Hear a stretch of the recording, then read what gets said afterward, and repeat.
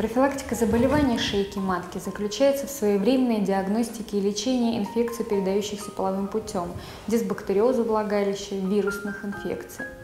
Особое место принадлежит профилактике такого заболевания, как рак шейки матки.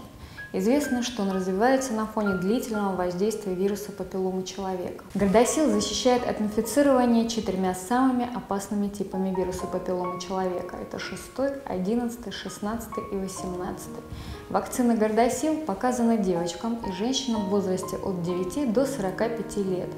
В нашем медицинском центре организован специализированный кабинет по расширенной диагностике заболеваний шейки матки и профилактике ее рака. У нас вы можете пройти полное клиническое обследование, включая видеокольпоскопию и лечение с использованием современного высокоинтенсивного лазера, а также защитить себя и своего ребенка от рака шейки матки при помощи прививки Гордосила.